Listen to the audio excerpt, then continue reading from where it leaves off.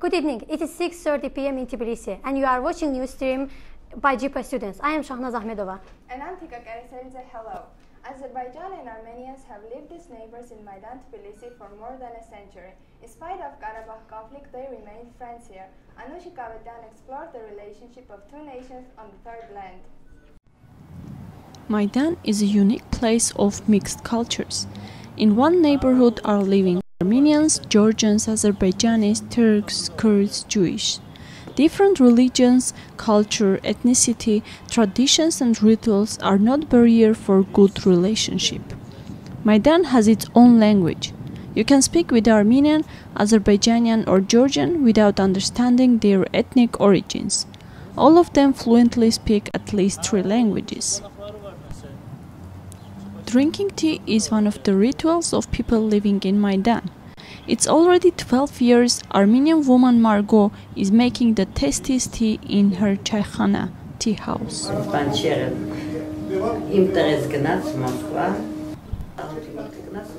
In 1992, my son went to Russia through Baku.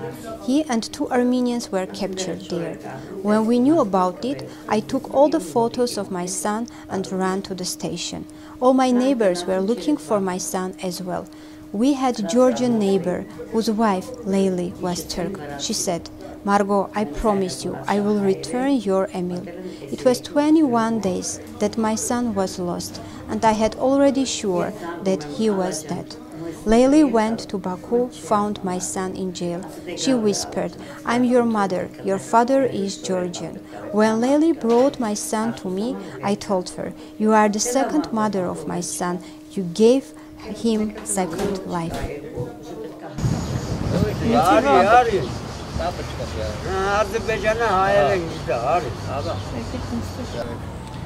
I remember in my childhood when my mother was alive, we were speaking all our secret conversations in Armenian.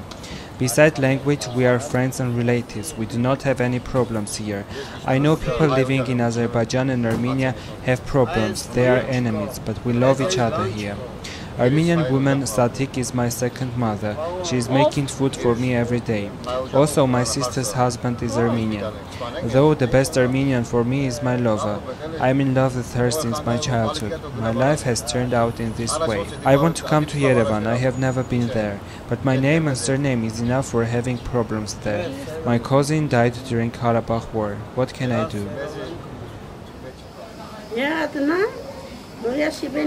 I'm living in Maidan started from 1950. I have children, but now I'm living alone. When I feel me bad, first who come for help is my Azerbaijani neighbor.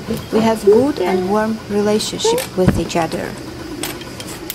85 years old Armenian woman Raisa is one of the oldest residents of Maidan. She spent the main part of the day with the neighbors' children Leili and Maya. Play with grandmother and get sweets from her is the best play for children. Both sides were mistaken while starting the war. We never had conflict with each other. Here, even in that time, we were listening Azerbaijani radio, singing Armenian and Azerbaijani national songs. There is unemployment among representatives of ethnic minorities of Georgia. Our correspondent Nazaket Zeynalli tries to find what is the reason behind that. She joined us from the newsroom studio now.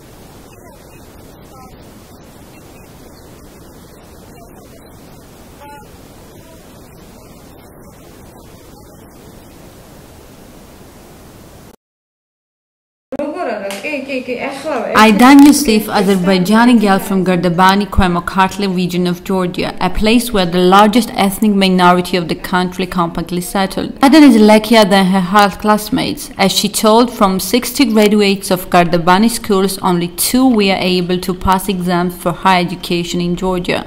For Aydan, the main reason of unemployment among Azerbaijanis is the bad command of state language. Gürcü dilini öyrənmək mənim üçün olduqca çətin oldu. Birinci növbədə ona görə ki, yəni təsəvvür edin, 9-cu sinifdən başlamışdım dili öyrənməyə və mən universitetə qəbul olanda çox elementar səviyyədə tanışa bilirdim Gürcü dilində. Bizdə isə universitetdə bütün fənlər sırf yəni Gürcü dilində gedirdi və yaxud da əlavə olaraq ingilis dilində.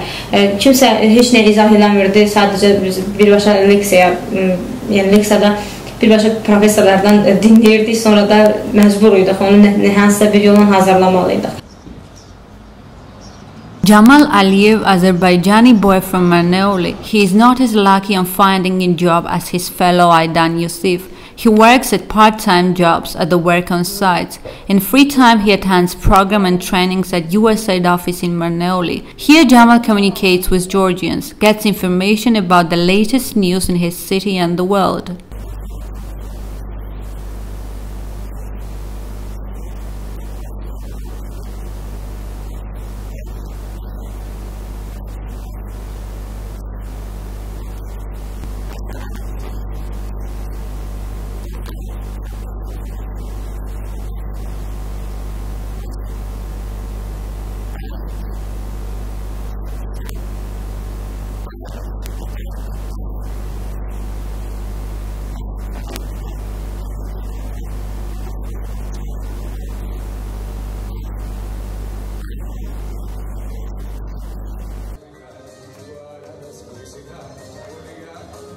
Aydan says that the most important change in her community started in 2003 after Orange Revolution. Yadımdadır ki, elə bu inqilabdan bir neçə ay sonraydı. Məktəbimizin direktoru gəldi, sinifə girdi, əlində 2 plakat gətirmişdi. Birində Gürcistanın qərbi idi, birində isə himnin sözləri yazılmışdı. Sinif rəhbərinə tapşırdı ki, onu bizim gözümüzün qabağından alsın ki, biz hamımız onu öyrənməliyik və bilməliyik. Fikirləşməyə başladım ki, Gürcistan deyil, bir dövlət var imiş, biz də elə burada yaşayırıq, Gürcü dili deyil, bir dil var, onu öyrənməliyik bu dövlətin tam hüquqlu vətəndaşı olmaq üçün və s. The money reminiscence of labor migrants, pretty trading and realization of agricultural products are the main sources of income of the Azerbaijani population, says in research of United Nations Association of Georgia held in 2003. Zurab Jvaniya School of Public Administration opened 2 years later when this report was published. It opened in Kutaisi and was designed to teach Georgian as the state language to non-Georgian citizens and integrate them in civil environment. Here, non-Georgian citizens are learning Georgian as the state language and becoming more integrated in civil environment.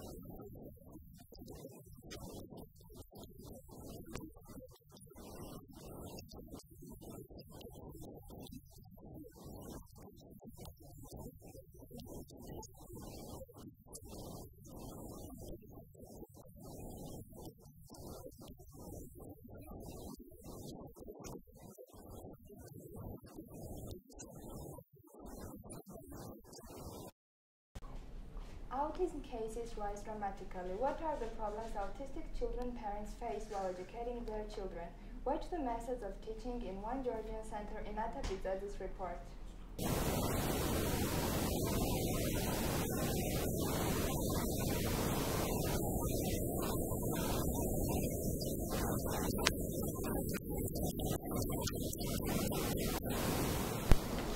Nicholas Jamardashvili goes at St. George Autism Center about 3 years.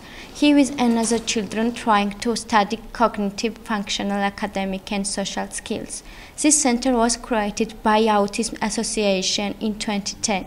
Association's founders are parents, doctors and psychologists. Currently here are 30 children at the center and they are undergoing behavioral therapy by using behavior analysis method. Autistic children have different complaints and actually don't exist two identical children with autism. Children at the center are undergoing behavior therapy by using behavior analysis method. But we also try to involve group and adaptive skills to develop activities for a while. At our center studying children from 2.5 to 11 years, now our clinic is under renovation and then will increase as the area of center, number of children and also supervisors number.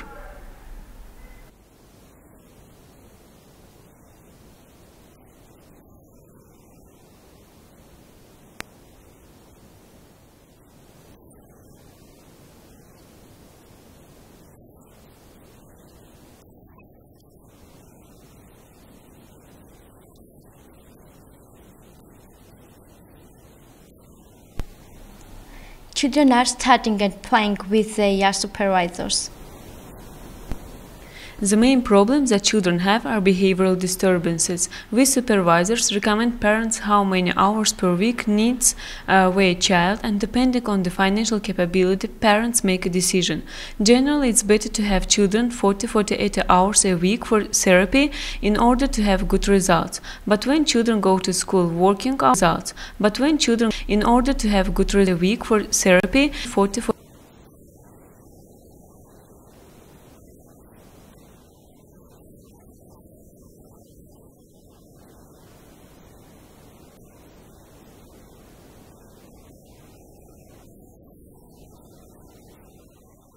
48 hours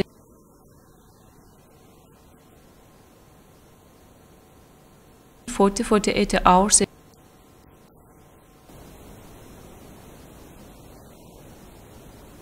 48 hours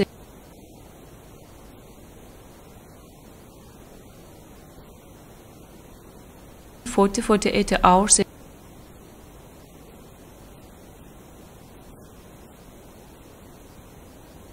48 hours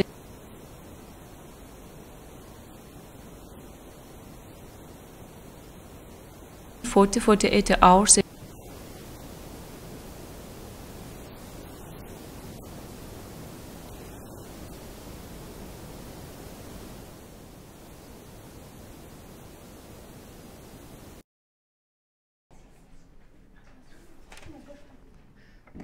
Parked cars on sidewalks disturb pedestrians. According to regulation about road traffic, parking on the pavements is permitted only if cars don't block the movement of pedestrians.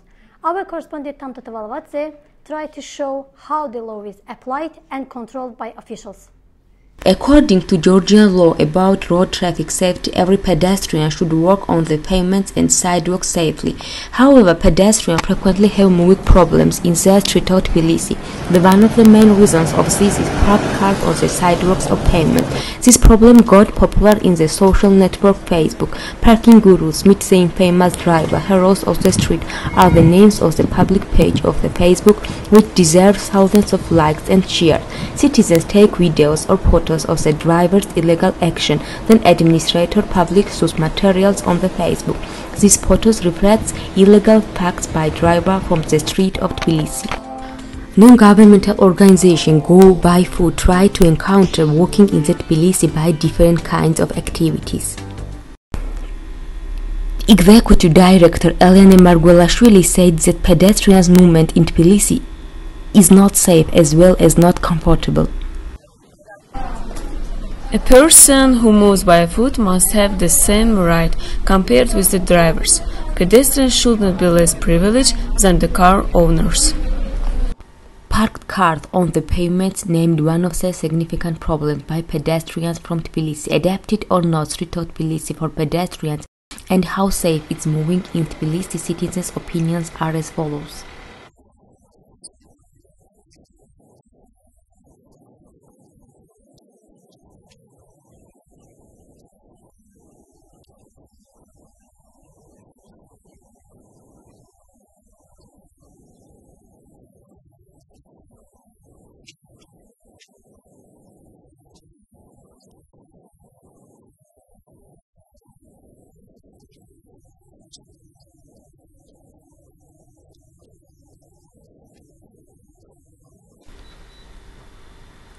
Another organization named Safe Drive operates about road safety rules since 2006. Director Irakli Zoria said, Due to the movement on the pavements is limited and implements with delay, frequently this road isn't available for pedestrians. As a result, there is greater risk for pedestrians to get into accident and will be injured. The official company which must regulate traffic and parking problem in Tbilisi is City Park, which operates in Tbilisi since 2007. Lots of pedestrians face problems about their move. The main reason for this parked cars on the sidewalks and pavement. There are more than 400,000 cars in Tbilisi, but parking spaces available only 55,000.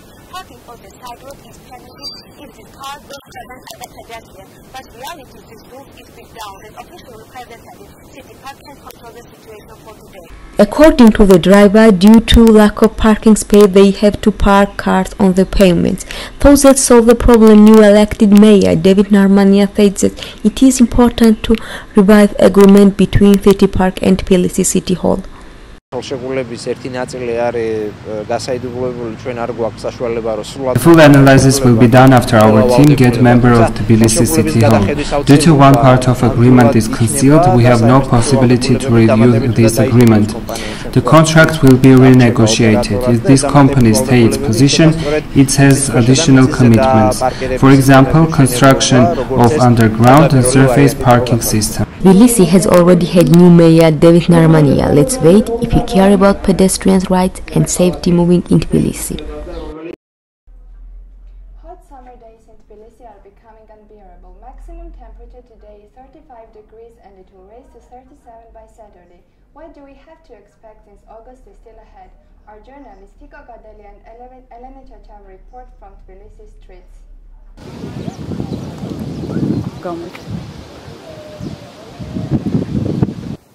For those who could not go out from Tbilisi, July 6 seems to be really unbearable for Tbilisi dwellers. Now we are on the coolest place of the city on Kartal Lake and the temperature is 36 degrees. We try to figure out how Tbilisi citizens avoid this terrible heat.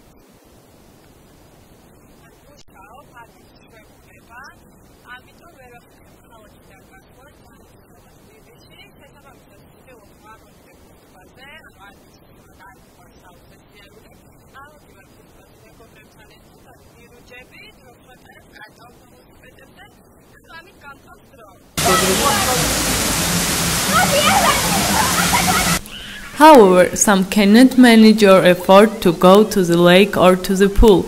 There are different ways to cool yourself in the center of the city.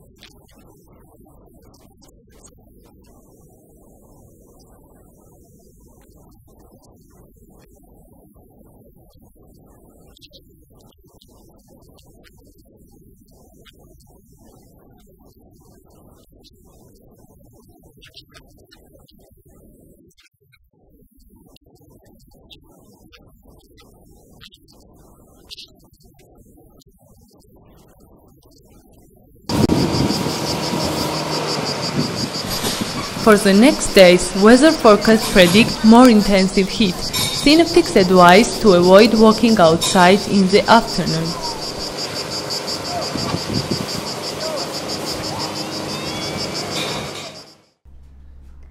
Rock climbing isn't a very popular sport in Georgia. Also, is it state-funded? It is not enough for buying special equipment. That's why this sport isn't equipped enough. Our correspondent Teona Godazdashvili meet with them to figure out their problem. Amuka Khutsishvili is a teenager rock climber with 14 years climbing experience. His lifestyle got his profession over years. Now he's in the national team of Georgia and spending a lot of energy and several hours for developing his skills and training for upcoming events preparation every day.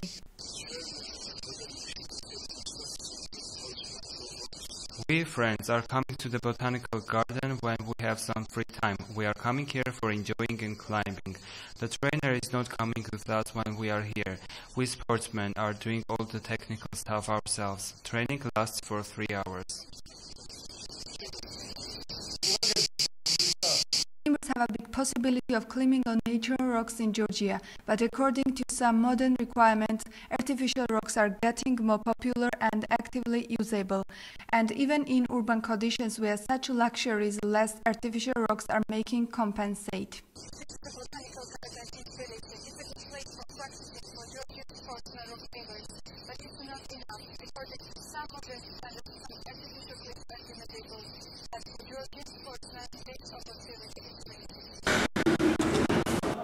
There are totally 2 places that are accordingly equipped for climbing in Tbilisi. This high-selling gym with artificial rocks on the 3 walls is a major place for meeting sportsmen and for amateurs as well.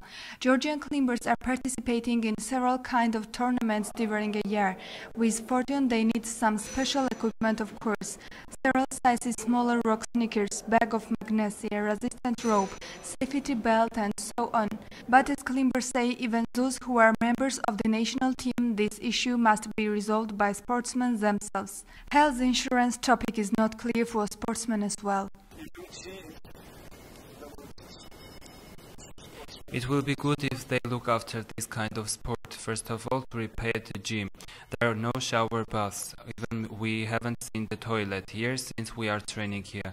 Primary needs are not resolved.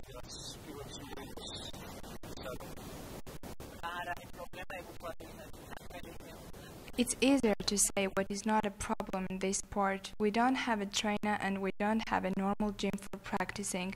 We don't have some special equipment at all. A national team does not exist yet either. The rock climbers do not get the appropriate attention.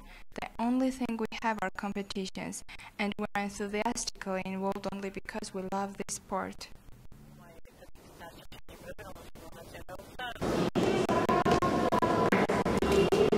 Rock climbing is coordinated by the National Federation of Rock Climbing. The Ministry of Sport and the Youth Affairs of Georgia is supporting and funding it.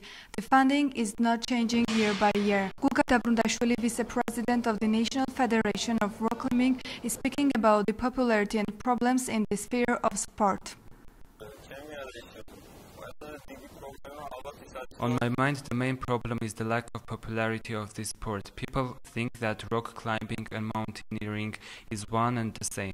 Parents are afraid to let their children to climb. We don't have an appropriate gyms and equipment. We don't have trainers as well. It seems that the Ministry of Sport and Youth Affairs is not interested in this kind of sport. The funding is really small and it's one and the same during all the years. At the end of July, several local and international competitions are scheduled. Namuka Khutishvili is continuing preparation for these events with the expectations of improving conditions. Caucus Jazz 2014 has started yesterday in Tbilisi. Now Hasmik Karapetyan will continue this topic with her guest in our studio. Good evening, Hasmik.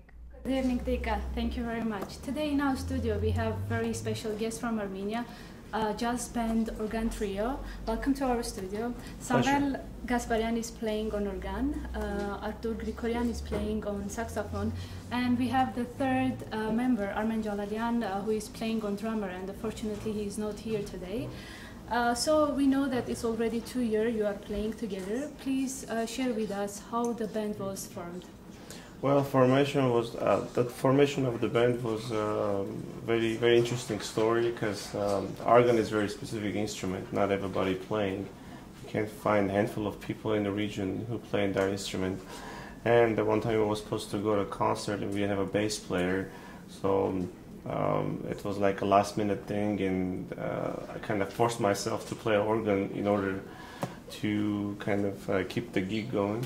And that's the first day I started playing the organ, and me and Arthur, we were residing in Dubai at the time, and we decided to get a drummer, and form a trio. This is how the band yeah, was that's like very unexpected. So because yeah. the piano is my first instrument, but playing organ it's a completely different thing.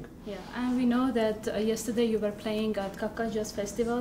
So what was your experience? How was playing in a big audience, and how was the festival organized? The festival organized very well. It was we are very thankful for the organizers, and we had a very warm audience. The Georgian audience actually is great. We had a lot of fun to play. It was lots of positive energy, and it was great. So we are looking forward for the closing of the festival. And you will play on the closing too? Or? Yes, definitely. There's going to be a grand jam session, so we'll have musicians from Azerbaijan and Georgia, and pretty much everybody welcome to play. And what do you think? Is it possible to have the perspective to have a band in a multinational members will play there, like Azerbaijan, Georgia? Well, definitely there's always a possibility to form a multinational band because the music is universal language. And like from our side, we are always open for the collaborations, and doesn't matter which nationalities will play with us, because we're playing music. We have to have fun. And what is the style of the music you are playing? We were playing our own compositions.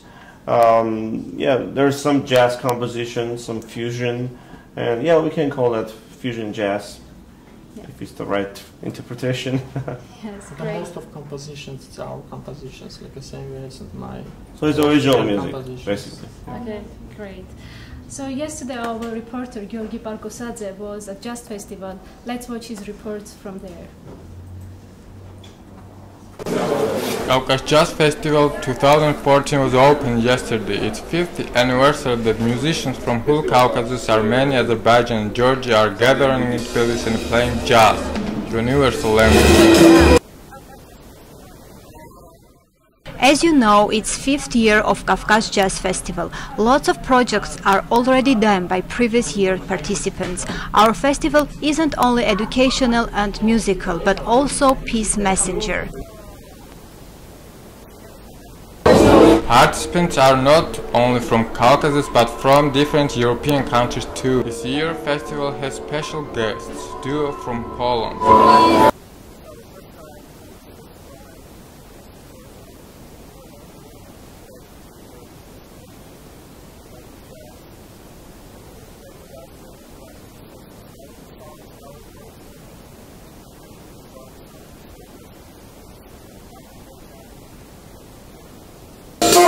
Organ trio from Armenia closed the opening concert. They say they will take part with pleasure in this festival next year too.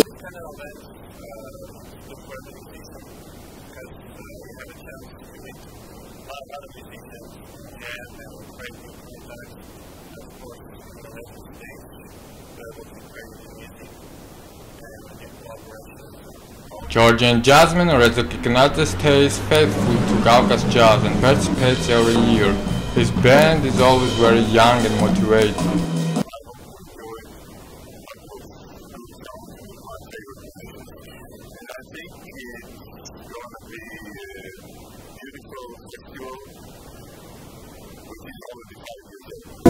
Caucasus Jazz will last for days. After concerts and different master classes, Greenema Open Air Cinema will host closing night on July 19. And we have very special surprise for you. Now Artur will play very nice music. Let's enjoy it.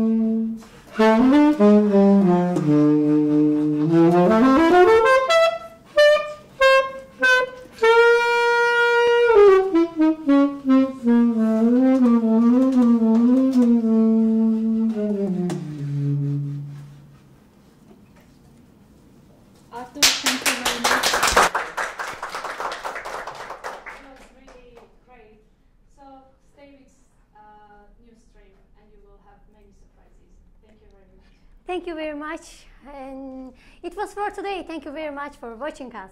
Thank you. Goodbye.